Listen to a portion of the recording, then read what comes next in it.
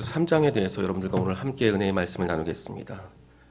골로새는 소아시아의 부르기아 주 남서쪽 메안더 강을 끼고 있는 주요 세 도시 라오디게아, 히에라볼리, 골로새 가운데 하나입니다. 이 도시들은 수리아에서 소아시아로 통하는 길목에 자리 잡고 있는 교통의 요지였습니다. 그중 골로새는요 가장 발달한 번영의 도시였습니다. 그래서 일찍부터 많은 소아시아 인종들이 이곳에 모여 살았습니다. 게다가 주전 3세기경부터 유대인들이 이곳으로 몰려들어 골로새는 인종 전시장을 방불케 할 정도였습니다. 이러한 배경 때문에 골로새에는 이단 사설이 성행하였습니다. 골로새 교회는 이런 환경에서 세워졌습니다. 주전 3세기 수리아의 안티오쿠스 3세 때 골로새에는 2,000명이나 되는 유대인들이 모여 살았습니다. 그 후 바울 시대에는 유대인들이 골로새에서 가장 많은 인구수를 자랑할 정도였습니다. 그러다 보니 이곳에는 율법주의가 유대인들을 통해 침투하게 되었습니다. 유대인들은 할례를 궁원의 전제 조건이라 주장하면서 복음 전파를 회방하였습니다. 그리고 율법 준수를 주장하면서 절기 문제, 음식 문제로 성도들을 혼란케 했습니다. 많은 사람들이 혼란에 빠졌고 유대인들의 율법은 복음 전파에 엄청난 장애가 되었습니다. 하지만 율법은 그리스도가 오기 전까지의 예표이지 복음은 아니었습니다. 그리스도가 오신 지 2000년이 지난 지금까지도 신율법주의에 빠져 복음의 진수를 어지럽히는 사조가 만연한 것이 참 안타까운 일이 아닐 수 없습니다. 당시 성도들 가운데는 천사를 하나님과 인간의 중보자로 보는 자들이 있었습니다. 그래서 오늘날과는 달리 천사를 숭배하는 것이 아주 자연스럽고요, 보편스러운 일이었습니다. 골로새에는 이런 경향이 강했습니다. 당시 천사 숭배 사상이 얼마나 강했던지요. 주 363년경에는 라오디게아 회의에서 천사 숭배를 공식적으로 인정할 정도였습니다. 이렇듯 골로새 사람들은 천사 숭배에 열심이었습니다. 하지만 천사는 성도를 보호하고 섬기라고 창조된 수종자일 뿐입니다. 천사의 능력이 인간보다 뛰어날지는 모르지만 그 위치는 하나님의 자녀된 성도보다 못합니다. 오늘날도 천사를 숭배하는 종교가 있는데요. 이것은 성경의 참 진리를 모르는 무지입니다. 골로새는 이단 사설로 혼란스러웠습니다. 하지만 하나님께서는 이곳 골로새에도 복음의 씨앗을 뿌려주셨습니다. 전도자가 직접 가서 복음을 전한 것이 아니었습니다. 골로새에서 살던 에바브로와 빌레몬이 사업차 에베소로에 갔다가 사도 바울의 전도를 듣게 된 것입니다. 그 후 이들이 고향 골로새에 돌아와서 복음을 전하는 전도자가 되었습니다.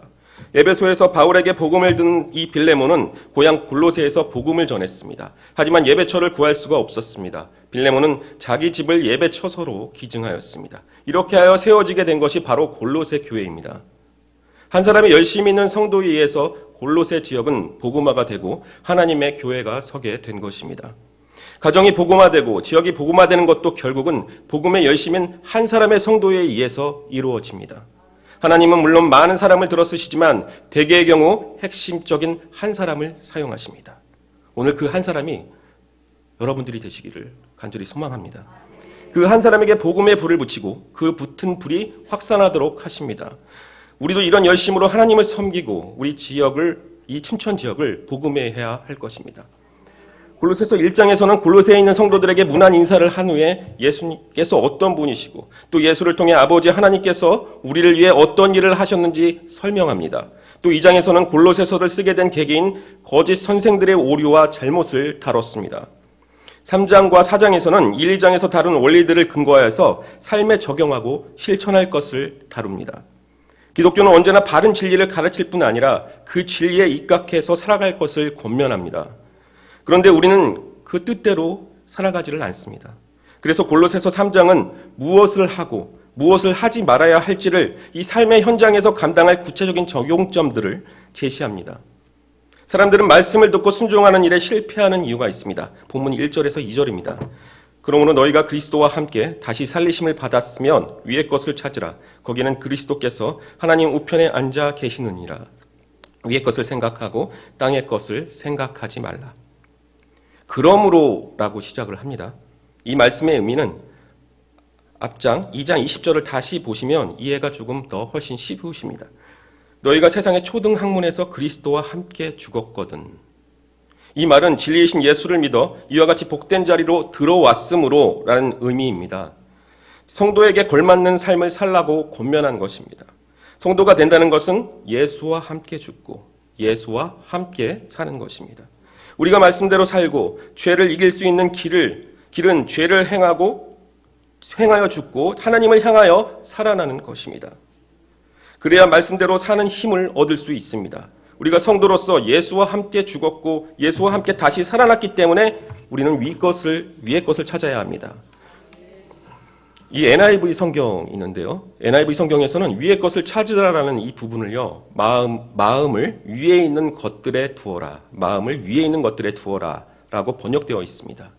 그러니까 우리가 성도로서의 삶을 사는 일에 자주 실패하는 가장 중요한 이유는 우리의 마음을 지키지 못하기 때문입니다. 우리는 당장 눈앞에 보이는 급한 일들의 마음을 빼앗기기 때문에 경건의 삶이 실패를 반복하는 것입니다. 기독교 경건의 핵심은 바로 여러분들이 오늘 하루를 살고 있는 일상입니다. 일상이 매우 중요합니다. 성도의 신앙생활이 건강하다는 기준은 일상입니다. 성도는 건강한 신앙을 가져야 비로소 오늘을 살아갈 수 있습니다. 믿음으로 내일을 하나님께 맡길 때 오늘을 건강하게 살 수 있는 힘을 얻을 수 있습니다. 너희가 그리스도와 함께 다시 살리심을 받았으면 위의 것을 찾으라.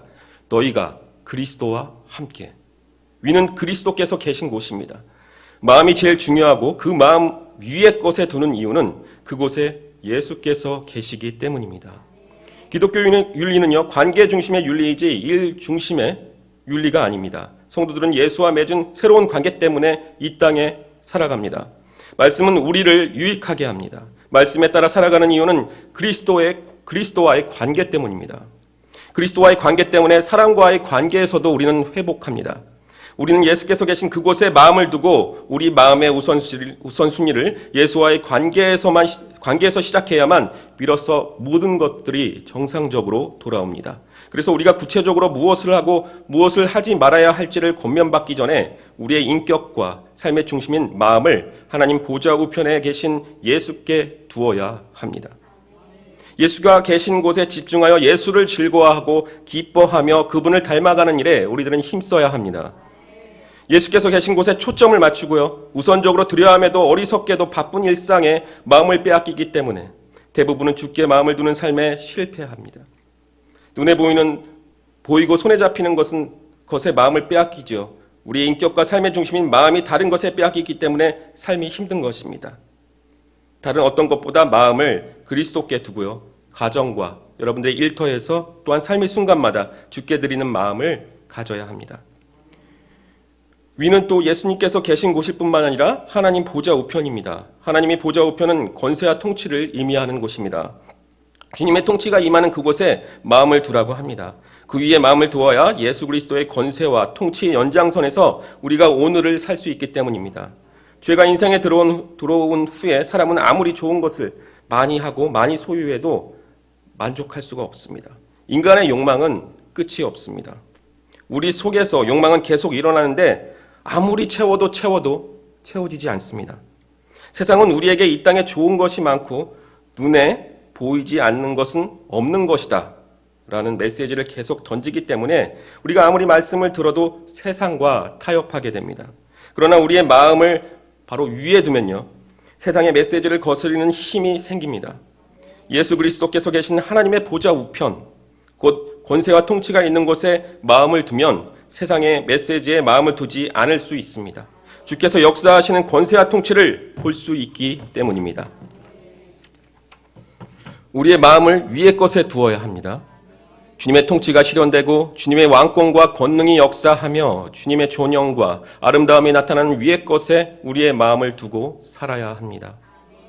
그래야 세상에서 쏟아내는 강력한 메시지들이 우리들이 마음을 빼앗기지 않고요, 세상의 원리대로 돌아가는 것 같은 질서 앞에 굴복하지 않게 됩니다. 우리는 연약한 존재이기 때문에 성도로서 이 세상을 살아가면서 자주 넘어지고 실패할 수가 있습니다. 그러나 우리의 인격과 존재의 중심인 마음을 위의 것에 두고 주님의 권세와 통치를 믿고요, 그 연장선에서 삶을 해석하면서 살아간다면 우리의 일터와 가정에서 말씀대로 살 수 있을 뿐 아니라 거룩과 경건의 진보가 있을 것입니다. 우리가 마음을 위에 두어야 할 또 다른 중요한 이유가 있습니다. 2절에서 3절을 보겠습니다. 위의 것을 생각하고 땅의 것을 생각하지 말라. 이는 너희가 죽었고 너희 생명이 그리스도와 함께 하나님 안에 감추어졌음이니라. 우리의 마음을 위의 것에 두지 않으면 백전백패할 수밖에 없습니다. 생명이 가진 속성이기 때문입니다. 성도에게는 어머니로부터 받은 생명 외에 예수 안에 받은 생명이 있습니다. 그 생명은 감추어져 있습니다. 감추어져 있다라는 말은 안전하게 보호된다는 뜻도 있지만 눈에 보이지 않고 손으로 만져지지 않는 생명을 의미하기도 합니다. 존재의 실체는 분명하게 있으나 감추어져 있어서 눈에 보이지 않고 또 만져지지 않는 생명입니다. 요한복음 3장 6절에 예수께서 니고데모에게 이렇게 말씀하셨습니다. 육으로 난 것은 육이요 영으로 난 것은 영이니 내가 내게 거듭 나야 하겠다 하는 말을 놀랍게 여기지 말라. 바람이 임의로 불매 내가 그 소리를 들어도 어디서 와서 어디로 왔는지 알지 못하나니 성령으로 난 사람도 다 그러하니라. 나뭇잎이 바람에 흔들리는 것을 보면 바람이 불고 있다는 것을 압니다. 바람의 존재 자체는 인식하는데 그 바람이 어디로부터 와서 어디로 가는지는 모릅니다. 그런 것처럼 우리가 거듭나면 새 생명이 있다는 것은 인지할 수 있습니다. 그런데 그 속성과 아름다움과 권능과 영광은 감추어져 있습니다.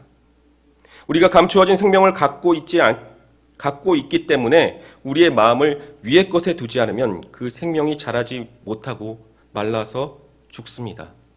하나님이 우리에게 주신 생명이 그리스도와 함께 아버지 하나님 안에 감추어져 있습니다. 그런데 어느 때 이런 일이 일어나겠습니까? 3장 4절입니다. 우리 생명이신 그리스도께서 나타나실 그때 너희도 그와 함께 영광 중에 나타나니라. 우리가 가진 이 귀한 생명이 하나님 안에 잘 감추어져 보호되다가 예수께서 다시 오실 때 영광 중에 생명의 속성과 권능을 그대로 드러낼 것입니다. 이 생명의 속성 자체가 예수와 함께 아버지 하나님 안에 감추어져 있기 때문에 위의 것을 찾고 그곳에 마음을 둔다면 그 생명이 우리와 함께 자라 우리 삶에 그 생명의 속성과 아름다움과 권능과 영광이 드러날 것입니다. 성도 안에 그 생명이 드러나야 비로소 참된 쉼과 위로와 복을 누릴 수 있습니다. 마음을 위의 것에 두고 고정시켜서 감추어졌던 생명의 부여와 복됨과 영광스러움이 인생 속에 드러나고 역사하면서 경건과 거룩의 큰 진보와 변화가 우리 모두에게 일어나기를 간절히 축복합니다. 우리가 성도로서 삶을 살아가는데 실패하는 이유는 땅에 속한 옛사람을 죽이지 않고 계속 여지를 남겨두기 때문입니다. 성경은 매우 단호하게 전합니다. 절대로 타협하지 말고 선을 그어서 옛사람을 죽이고 옛습관을 벗기를 우리에게 요구하고 있습니다. 그렇다면 그 성도는 무엇을 죽이고 벗어야 하는지 구체적인 항목들을 살펴보겠습니다. 골로새서 3장 5절입니다. 그러므로 땅에 있는 지체를 죽이라. 곧 음란과 부정과 사욕과 악한 정욕과 탐심이니 탐심은 우상 숭배니라. 5가지 항목이 등장하는데요. 하나로 묶으면 성적 타락으로 요약할 수 있습니다. 첫 번째, 음란입니다. 음란은 헬라어로 포르네니아입니다. 음란은 결혼을 통해 합법적인 상호 관계를 벗어난 모든 불법적 성관계를 말합니다. 성경은 결혼 관계 바깥에서 이루어지는 성관계를 절대로 지지하지 않습니다. 두 번째, 부정입니다. 음란과 음행으로 말미암아 나타나는 행위입니다. 부정은 일체의 더러운 행위를 말합니다. 우리가 알다시피 죄는 그 자체로 머물러 있지 않고 발전합니다. 그것이 세 번째, 사욕입니다. 음란하고 부정한 행실을 수반하여 계속 발전하면 사욕이 생깁니다. 채워질 수 없는 성적 욕망을 통제가 불가능할 정도로 추구하는 것을 사욕이라고 합니다. 아무리 채워도 채워지지 않는 성적 욕망을 포기하지 않고 자기도 어쩔 수 없이 이끌려가는 것이 사욕입니다. 네 번째, 악한 정욕입니다. 이는 사욕에 자기 중심성이 더해져서 극단적으로 자기만을 만족하려는 욕망입니다. 혼인하여 가정을 꾸린 사람들은 알겠지만 육체적인 관계로만 기쁨과 즐거움이 있는 게 아닙니다. 약속에 근거하여 사랑하고 헌신하고 존경할 때 비로소 육체적인 관계를 통해 참된 만족과 행복을 누릴 수 있습니다. 5번째, 탐심입니다. 자본주의 사회에서는 소유하고 소비되도록 자극을 합니다. 소비와 소유를 통해 자기 만족과 행복을 느낄 수 있는 것처럼 우리들을 속입니다. 탐심이 충족될 때 자아가 실현되는 것처럼 정당화하면서 사람들을 속입니다. 소비와 소유를 위해서라면 영혼이라도 매매하도록 만드는 사회입니다. 성경은 이 탐심을 우상 숭배라고 합니다. 6절에서는 이것들로 말미암아 하나님의 진노가 임하니라라고 말씀하십니다. 이것들로 말미암아 하나님의 진노가 임하느니라. 성경은 하나님이 반드시 심판한다고 전합니다. 하나님의 진노가 임한다. 여기서 임한다의 동사는요, 현재 진행형입니다. 하나님의 진노가 오고 있습니다. 로마서 1장 18절에도 똑같이 표현했습니다. 하나님의 진노가 불의로 진로를 막는 사람들의 모든 경건하지 않음과 불의에 대하여 하늘로부터 나타나니. 여기에서도 현재 진행형으로 표현하고 있습니다. 지금도 심판하십니다. 하나님은 반드시 죄를 심판하십니다. 자기 자신의 양심을 합리화하거나 정당화하는 것으로 충분하지 않습니다. 구주 안에서 회개하지 않는 모든 죄는 반드시 심판의 대상인 줄을 알아야 합니다. 하나님의 백성 되기 전에는 하나님의 진노를 두려워하지 않고 성적인 탐욕을 마음껏 추구하면서 타락한 삶을 살았습니다. 골로새서 3장 7절이 이를 말해줍니다. 너희도 전에 그 가운데 살 때에는 그 가운데서 행하였으나 그러나 이제는 어떻게 해야 합니까? 8절입니다. 이제는 너희가 이 모든 것을 벗어버리라. 곧 분함과 노여움과 악의와 비방과 너희 입에 부끄러운 말이라. 여기서도 5가지 항목이 등장합니다. 종합해서 분류해 보면요, 말, 혀로 묶을 수 있습니다. 말과 혀로요.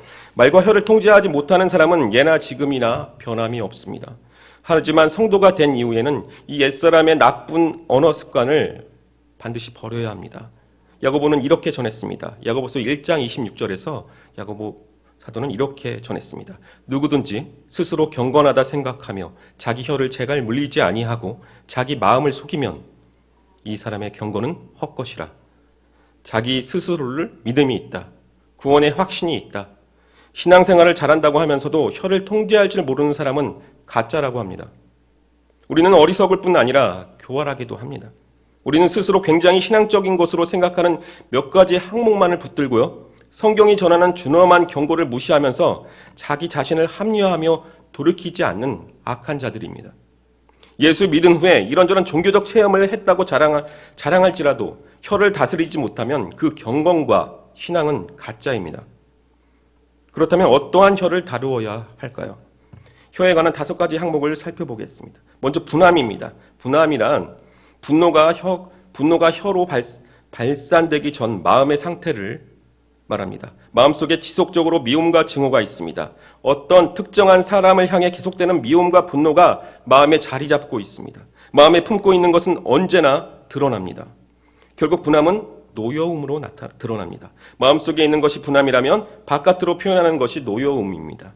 마음에 분노가 있고 노여움이 바깥으로 표현되면 사람은 자기를 정당화하고 합리화하는 과정을 거칩니다. 그러면서 악의를 품습니다. 이 악의는 다른 사람에게 해코지 하려는 계획입니다. 그렇게 노여움을 품고 자신을 정당화하는 과정을 거쳐서 누군가를 해코지할 나쁜 계획을 세우면서 양심의 가책을 전혀 느끼지 않습니다. 말로 상대를 공격하는 것은 한 인격을요, 칼로 공격하는 것보다 더 강력하고 더 나쁘고 고통스러운 방식입니다. 칼로 입힌 상처는 언젠가는 회복됩니다. 그렇지만 말로 찌르고 상하게 하면 한 인격 자체를 죽이는 결과를 가져와서 여간에서 회복되기가 쉽지가 않습니다. 말은 하나님이 주신 귀하고 복된 공동체를 살리기도 하고 무너뜨리기도 합니다. 말보다 더 큰 해를 주는 것은 없습니다. 날카롭고 악한 말 한마디가 영혼을 상하게 하고 인격을 갈기갈기 찢어놓고 우리를 파멸로 이끕니다. 그러므로 우리는 입으로 하나님을 찬양하고요, 감사하고 영화롭게 해야 합니다. 또한 사람들의 영혼을 어루만져 가면서 살려내야 합니다. 혀를 거룩한 싸움을 위한 의의 병기가 되도록 바르게, 올바르게 우리는 사용해야 합니다. 팀켈러 목사님은 정의란 무엇인가? 라는 책에서요, 성경이 가르치는 정의는 따뜻한 정의라고 했습니다.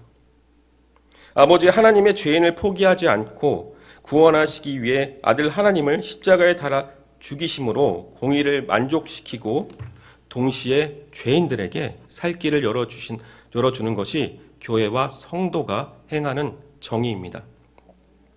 성경이 우리에게 요구하는 정의는 먼저 혀로 실행됩니다. 우리가 원래 입고 있던 옛사람, 원래 우리가 속해 있던 땅에 있던 지체를 따라 살지 않고 이를 벗어버리고 죽이면서 우리의 혀를 가지고 정의를 실현하는 것입니다. 이 혀를 야고보는 이렇게 표현했습니다. 야고보서 3장 6절 상반절입니다. 혀는 곧 불이요 불의의 세계라. 나쁜 것은 다 모아놓은 세계라고 합니다. 혀는 우리 지체 중에서 온몸을 더럽히고 삶의 수레바퀴를 불사르나니 그 사르는 것이 지옥불에서 나느니라. 여러 종류의 짐승과 새와 벌레와 바다의 생물은 다 사람이 길들일 수 있고 길들여 왔거니와 혀는 능히 길들일 사람이 없나니 쉬지 아니하는 악이요 죽이는 독이 가득한 것이라. 우리도 전에는 세상 사람들과 비슷하게요 혀를 사용했습니다. 그런데 주님을 믿고 이제 새 사람이 된 후에 가장 먼저 말의 사용에 있어서 중대한 변화가 나타납니다. 분함과 노여움과 악의와 비방과 욕망, 욕설을 그치고 감사와 노래와 따스한 위로와 격려로 영혼을 만지고 살리는 말을 합니다. 주 안에서 사랑하는 순복음 친정교회 성도 여러분, 자기 자신을 정의롭다고 생각하기 때문에 말을 함부로 하면서 상대방의 인격을 말살하고 죽여서는 안 됩니다. 하나님이 자기 아들을 십자가에 달려 죽이심으로 죄인들을 살려내신 정의를 이루신 것처럼 우리도 따뜻한 혀, 사람을 치료하는 복된 혀를 사용해야 합니다. 자신을 희생함으로 다른 사람을 살림으로써 하나님 나라의 정의를 실현할 수 있습니다. 성도 여러분들의 말을 통해 많은 사람들이 살아나고 치료받고 회복되는 복된 은혜의 도구가 되어주시기를 소망합니다. 모든 진실한 성도는 성령 하나님의 역사하심을 따라 새롭게 빚어진 새 사람입니다. 새로운 피조물이 된 사람에게는 이에 걸맞는 행실이 요구됩니다. 새로운 피조물이 되었기에 옛 사람에게나 합당했던 성적 타락이나 혀의 습관들을 다 버려야 합니다. 그리고 새로운 신분에 합당한 행실들을 습득하여 성도라는 신분과 직위에 맞게 살아야 합니다. 이것이 성경이 말하는 권면입니다. 새 사람인 성도는 무엇이 새로워져야 합니까? 골로새서 3장 9절에서 10절입니다.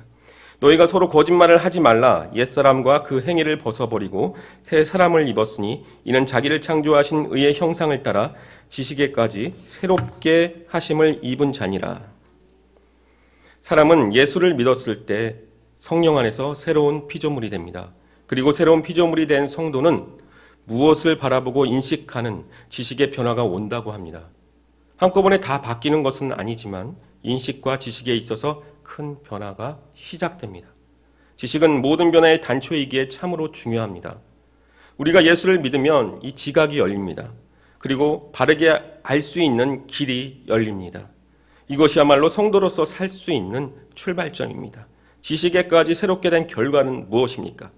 11절입니다. 거기에는 헬라인이나 유대인이나 할레파나 무할레파나 야만인이나 스구디아인이나 종이나 자유인의 차별이 있을 수 없나니 오직 그리스도는 만유시요 만유 안에 계시니라. 성도에게 새롭게 일어난 지식은 사람들을 바라볼 때 옛 사람처럼 차별하지 않는 습관이 있습니다. 굉장히 중요한 주제입니다. 지각이 새로워지면 가장 먼저 사람을 바라보는 눈이 달라집니다. 전에는 세상의 온갖 잣대로 사람을 차별하면서 보았습니다. 그런데 이제는 사람에 대해서 차별하지 않습니다. 예수를 믿고 구원받은 사람은 절대로 사람을 차별하지 않습니다. 또한 성도는 사람들에게 있는 다른 점을 차별과 편견으로 변질시키지 않습니다. 성도는 자신의 삶을 구성할 때 없어서는 안 대한 중요한 부분들로 사람들을 생각합니다. 에베소서는 골로새서의 판박이 서신서라고 합니다. 그 중에서 에베소서 2장 16절에서 18절은 구주께서 하신 일을 잘 표현하고 있습니다. 또 십자가로 이 둘을 한 몸으로 하나님과 화목하게 하려 하심이라. 원수된 것을 십자가에 소멸하시고 또 오셔서 먼데 있는 너희에게 평안을 전하시고 가까운 데 있는 자들에게 평안을 전하셨으니 이는 그로 말미암아 우리들이 한 성령 안에서 아버지께 나아감을 얻게 하려 하심이니라. 원수된 것을 십자가로 소멸하셨다고 했습니다. 에베소서 2장 14절에서는 원수된 것, 곧 중간에 막힌 담을 자기 육체로 허시고 라고 합니다. 예수께서 우리를 구원하셨습니다. 원수된 것을 허무셨고요. 차별과 멸시를 소멸하셨습니다. 세상에 오셔서 십자가에 달려 돌아가시기까지 모든 사람이 가진 차별을 자신의 몸을 찢으시며 다 무너뜨리고 자기 안에서 한 새 사람을 지으셨습니다. 그것이 바로 교회입니다. 예수께서 자신의 몸을 십자가에서 찢으실 때 갖가지 근거로 원수 삼아온 사람 사이에 있던 모든 장벽이 함께 찢어져 무너졌습니다. 그리고 예수 안에서 한 새 사람을 지으셨습니다. 그러므로 남자든 여자든 유대인이든 헬라이든 수구디아인이든 야만인이든 누구든지 상관없이 그리스도 안에서 하나입니다. 교회는 하나의 몸으로 구성된 공동체입니다. 교회가 하나라고 말할 때 한 가지 조심할 것은 교회가 획일적이고 강제적이고 제도적으로 하나가 아니라는 점입니다. 기독교는 그런 딱딱한 종교가 아닙니다. 서로 사랑하기 때문에 양보하고 자발적으로 하나가 되는 공동체입니다. 옛사람의 모습을 가진 자들이 들어와서 세상의 구조처럼 변질시키거나 교회를 지배하는 일이 일어나서는 절대로 안 될 것입니다. 새 사람으로 구성된 교회는 세상에서 찢기고 마음 상한 자들이 와서 그리스도 안에서 얼마나 존귀하고 아름다운 존재인지를 깨닫게 해야 합니다. 그리고 그들의 인생의 가치와 복을 회복하는 일이 이 교회 공동체에서 풍성하게 일어나도록 우리 모두 힘써야 할 것입니다. 교회에서는 그 어떤 기준으로도 차별하지 않아야 합니다. 각 사람의 다양한 차이가 차별의 조건이 아니라 서로 보완하고 부요하게 채워주어야만 진정한 교회입니다. 하나님의 주신 은사대로 각자의 차이로 서로를 풍성하게 만들어주고 서로를 복되게 해주는 교회 공동체의 영광이 드러나야 합니다.